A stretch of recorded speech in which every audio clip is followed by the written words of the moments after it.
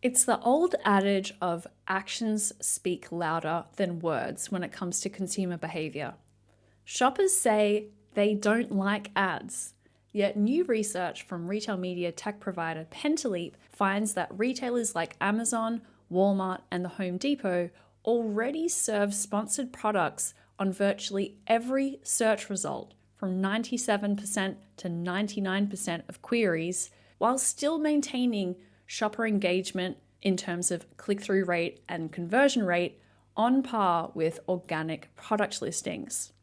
With more retailers now increasing their depth of ad inventory, it's proving that ads don't necessarily detract from the retail experience. Last week I shared a brand point of view on this new research from Pentaleap, and today I'm going to dive into the implications for retailers building and growing their own retail media network. Let's jump in. Good morning and welcome to the Retail Media Breakfast Club. I'm your host, Kiri Masters, and every weekday at 6 a.m. Eastern, I bring you candid and real discussions in the world of retail media and marketplaces in just 10 minutes. So bring your own cup of coffee and we'll get smarter about retail media together. The Retail Media Balancing Act. Pentaleap's biannual benchmarking study reveals a clear segmentation in the market. Market leaders with nearly complete sponsored product coverage versus mid-tier retailers still scaling their programs. Amazon, Walmart, and Home Depot, as I said, have a 90% to 99% coverage of search results having sponsored product listings, while others like Best Buy have 80% coverage, Staples has 74%, and Macy's 66%, all representing a middle segment still expanding their sponsored product presence. Among the fastest risers, Kroger stands out with a dramatic leap from 41 to 55% coverage since the previous report 6 months ago, signaling a focused effort to strengthen retail media capabilities in the grocery sector. Meanwhile, CVS and Lowe's have each reached the 50% threshold, while Albertsons holds steady at 46%. Those who are leading the game in retail media are very, very strong with on-site advertising, Andreas Riefen, CEO of Pentaleap, told me. There's a general misconception which is, ads are bad, we have to keep them short, and still you want to make money selling ads. Those two things don't really fit together. And I should note by way of disclosure that Pentaleap is a client of mine. This disparity in sponsored product coverage directly correlates to retail media revenue potential. Sarah Marzano, Principal Analyst, Retail and E-commerce at eMarketer, says that search on a retailer's site remains one of the highest intent moments in the shopper journey. Yet even across mature retail media networks, a large share of that search inventory is still under-monetized. And Andreas from Pentaleap is even more cutting. If you don't want to show a lot of ads on site, you will not build a substantial retail media business. It's that simple, he says. So what prevents high ad coverage from degrading the user experience? The answer is relevance. The most successful retail media networks ensure their sponsored product listings maintain click-through rates comparable to organic listings. Andreas says, your sponsored product relevance has to be in line with your organic product relevance. The click-through rate is a proxy or KPI for relevance. If sponsored products fall below the organic click-through rate, there's a substantial gap, and then that's a very dangerous game. This kind of explains why retailers like Amazon can show more ads without sacrificing user experience.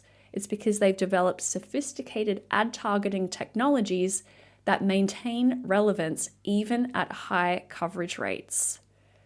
This approach kind of mirrors what Google achieved in search advertising up until the pandemic. By increasing the available ad space on search result pages year after year, Google was able to create a generous supply of advertising opportunities. And this generous supply helped to moderate price inflation, while the sheer volume of available clicks drove overall revenue growth. Andreas from Pentaleap confirms that this same pattern is evident in Amazon's approach. While Amazon's CPCs have indeed risen over time, they've increased far less dramatically than what would have occurred had the company maintained limited inventory. By expanding available ad placements across more search results and grid positions, Amazon has moderated price inflation while capturing greater overall advertising spend.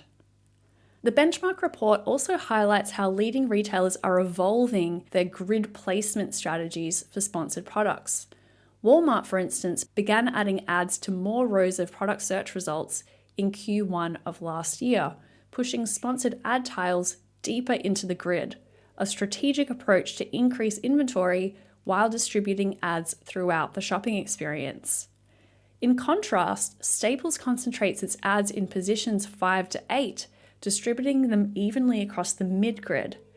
CVS takes an even lighter approach, anchoring ads mainly in positions 4 and 8, showing that even within the mid-tier group of retail media networks, placement philosophies vary significantly. What's particularly striking is how these approaches can backfire when relevance isn't maintained. We've sometimes seen a gap where organic click-through rate is 2 or 3 times better than sponsored CTR, says Andreas from Pentaleap. In such an instance, you better stop running these sponsored products. It's damaging in every sense. You damage the retail business, you annoy people. Despite the attractive ad revenue upside, retailers are still correct to be concerned about ramping up ad slots at the expense of shopper experience. Andreas from Pentaleap says, if the click-through rate of a sponsored product is only 30% of an organic product, you need a CPC of more than $2 just to break even and to make up for the damage on the retail side. And so this, for retailers, creates a clear decision framework.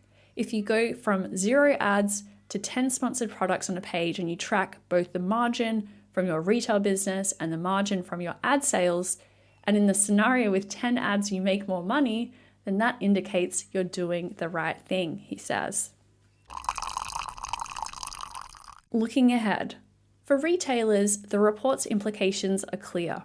Sponsored product coverage can be dramatically increased without necessarily harming user experience, provided the ads maintain relevance parity with organic listings.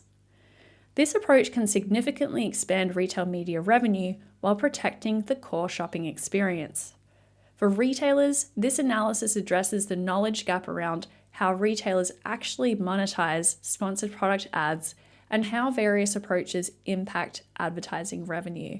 As retail media continues to evolve from a nascent opportunity to a core profit center, these benchmarks provide a roadmap for retailers seeking to maximize revenue without compromising user experience. More ads aren't necessarily bad ads, but irrelevant ads always are.